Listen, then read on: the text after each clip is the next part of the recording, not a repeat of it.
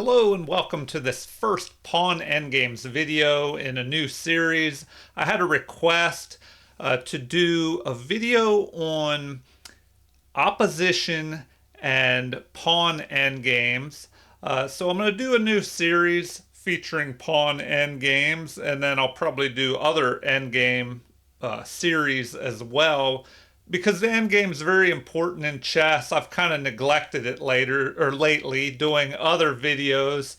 So let's get started here. I'll just put up some random positions. You can try and guess the moves as we go. I have the computer stuff covered up. And then after we make the moves, we can go back. I'll move my image that's covering everything, and we'll see what the computer says about the position. So, very important basic stuff here. This is just a refresher for, or something new for beginners, refresher for those more experienced. What to do when you just have king versus king, and you have an extra pawn here. Now, with white to move, what would you play as white here? And then we'll go back and look to see what black should play if it was his move. So with white to move here, something very important in chess endgames, especially when there's just kings and pawns on the board, is the opposition. And if you're not familiar with that, it's basically where the kings line up one in front of the other, either head on like they are now, or diagonally. But the opposition can be simple, and then there are also more complicated variations on opposition. So for this first video, I'm just going to keep it simple with white to move here. White is going to try and obtain the opposition. So that should tell you what move he should play. And if you don't know, that's fine. We're here to learn about opposition in this endgame. So white is going to go here to e5. Just move forward one square and grab the opposition. The opposition can be obtained by moving forward here, leaving one odd square in between the kings. And what that does, it prevents the black king from stepping forward. Now, if you moved here or here, it would not give you the opposition, and we'll see why. So first we're going to see what white should do. Well, white will move forward here, grabbing the opposition, and this was the only winning move for white here, because now white has the opposition, and black must give up ground, either stepping to the side or stepping back. Now, generally, a rule of thumb is to stay in front of the passed pawn, but if black does that, white has the opposition again by going here, grabbing the opposition, which is when you place your king directly in front of the king in a straight line on this D file, or you can have diagonal opposition. You want to have the move, make the move leaving an odd number of squares in between your opponent's king. So we have one square in between our opponent's king, and they must give up ground. So if they step to the side like this, well, now we don't want to repeat the position and just grab the opposition again. We want to move forward and gain ground on our opponent. So we'll go here, and then our opponent can go backwards, trying to stay in front of the pawn. Or let's say after we go here, they try and gain the diagonal opposition. So let's say they go to e8 here. Well, now they have the opposition. But the problem is we have a move that we can make to regain the opposition. So we could either do that, or even better would be just to press forward here and take control of the queening square here. So that's your goal in this king and pawn versus king endgame.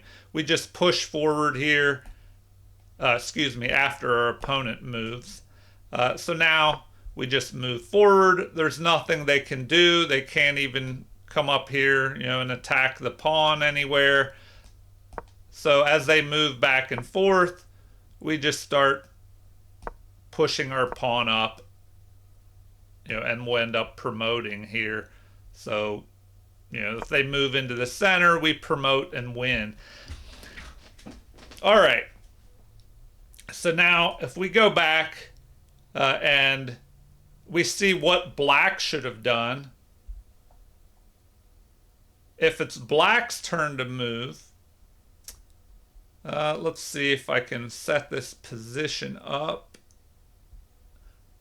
I may have to change the board, so let me set up a new position, or I'll just leave it the way it is, but I'll make it black to move. All right, now you see the game is dead even according to the bar over here on the left, if you can see that. So black to move. Now, what should black do? Well, this is how you defend. And I've actually won games and seen people that they get down to this end game and it should be a draw, but they don't know what to do. So here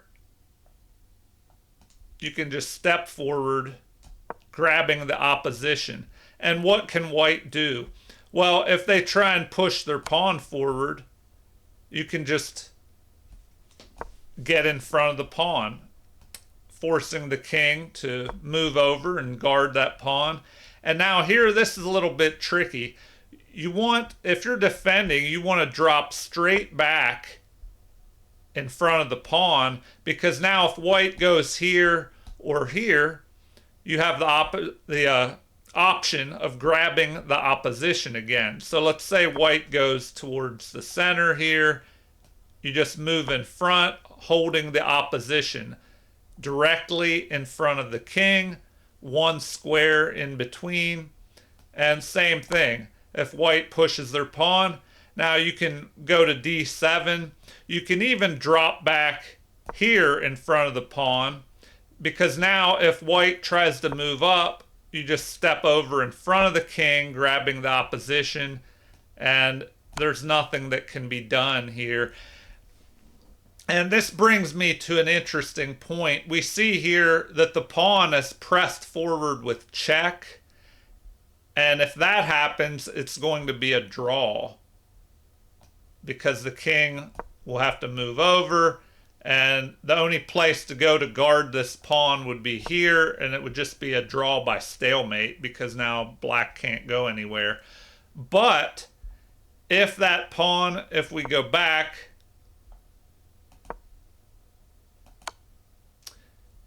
now, here we saw that the pawn pressed forward, delivering a check to the king.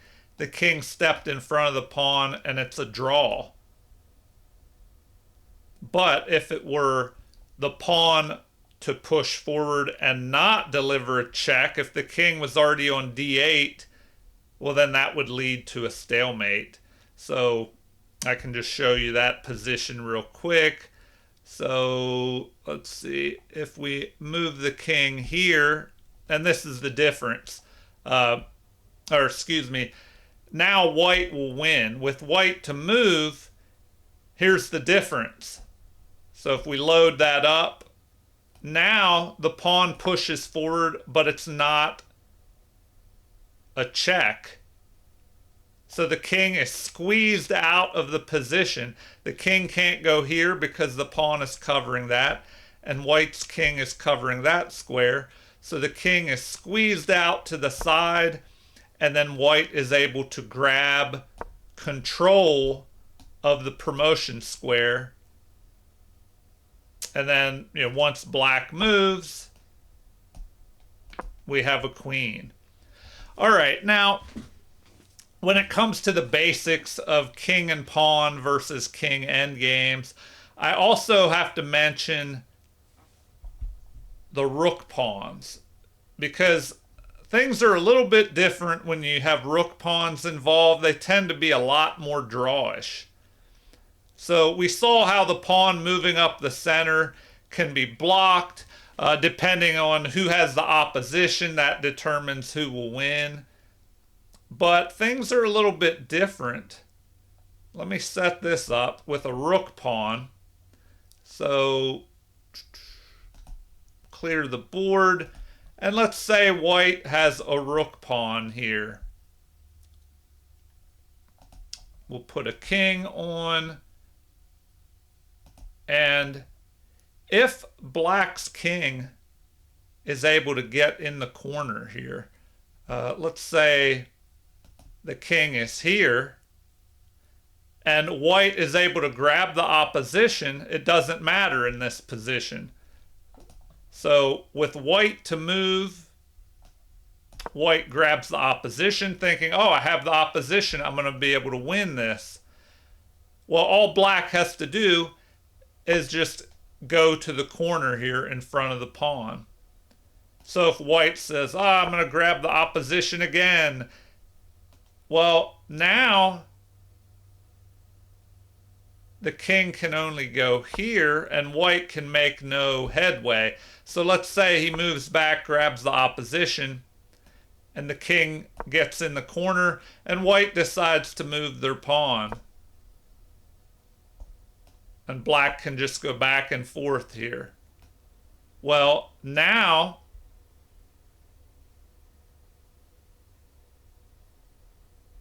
we have the check,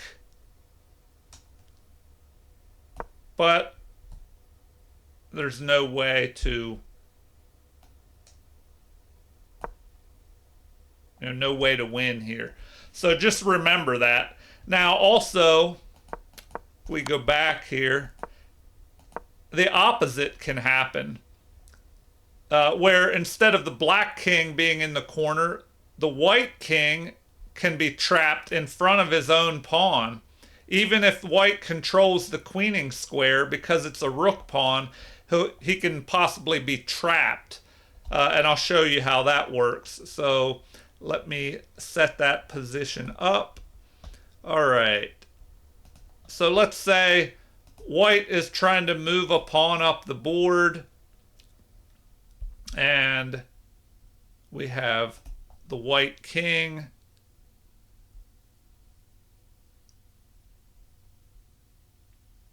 Right here, and black decides to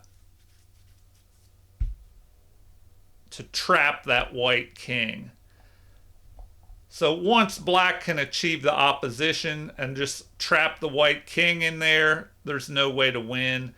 So let me load this up with black to move. So now here black has to be careful. The only move that works is this. And now, if that is played,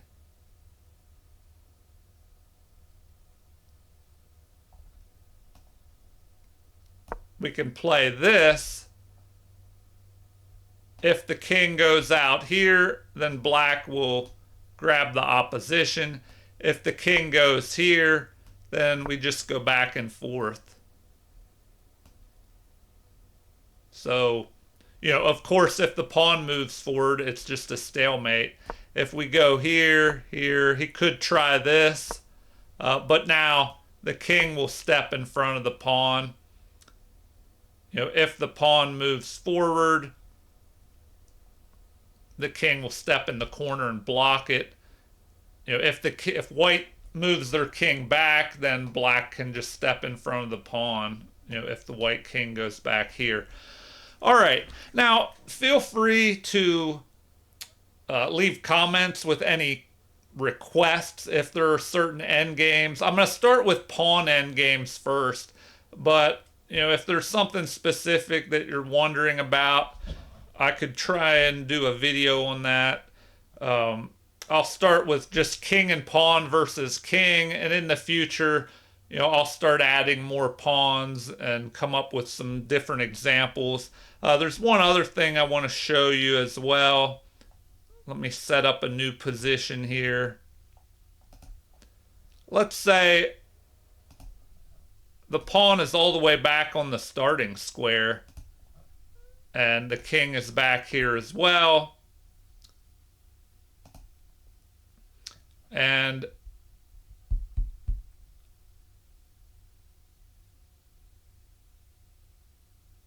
let's say the king is here, and it's white to move.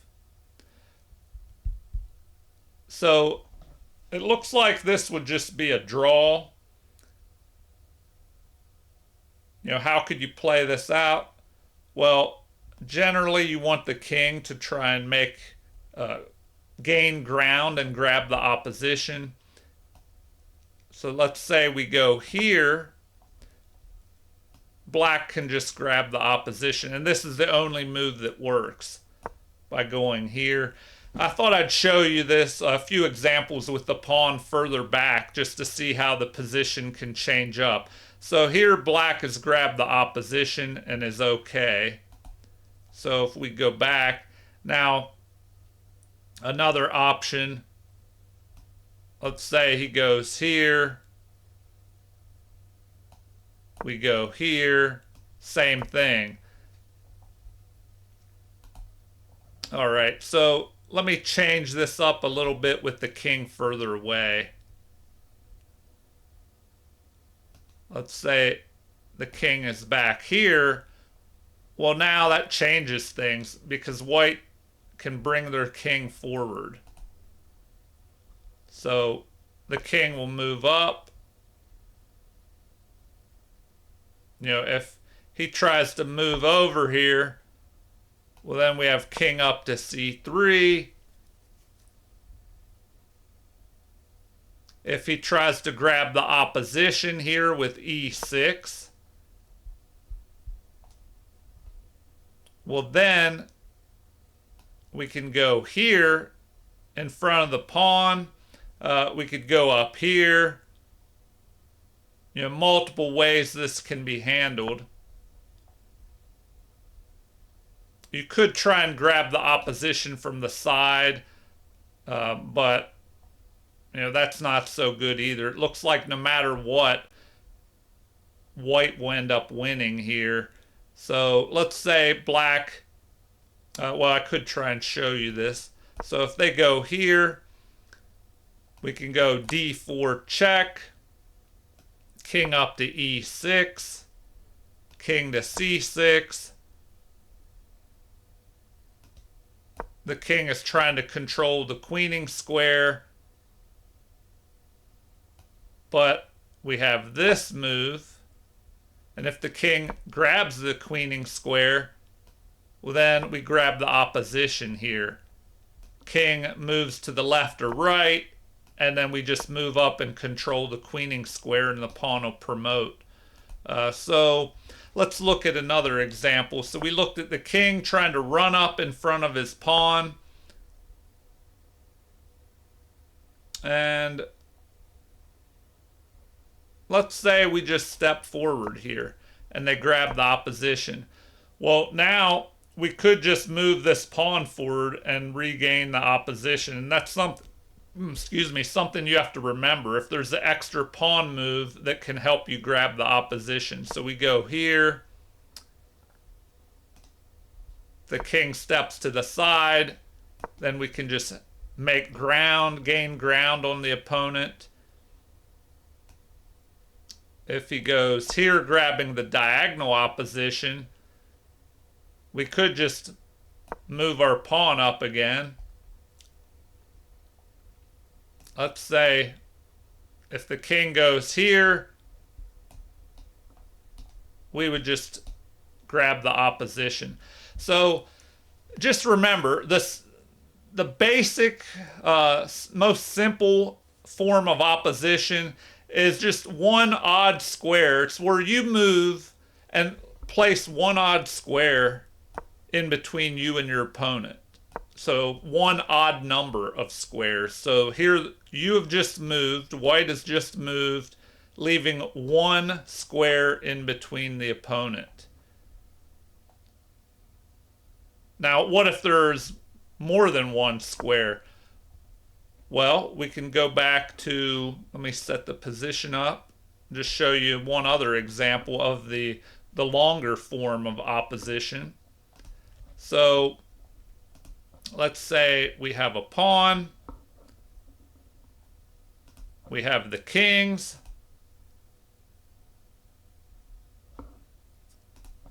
and there's a king here.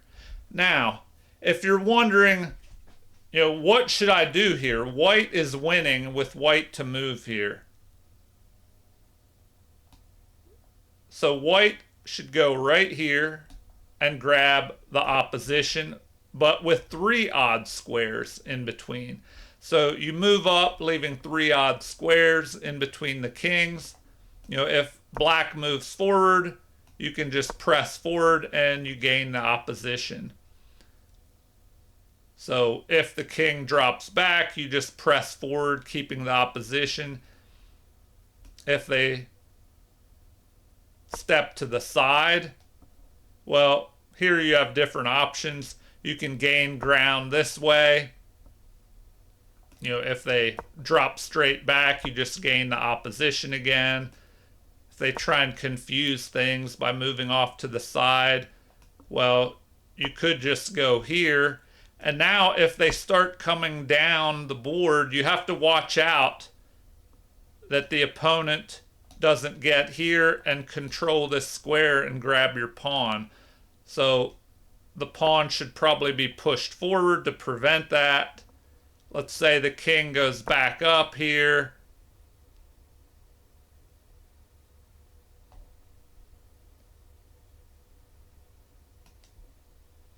You can press your pawn.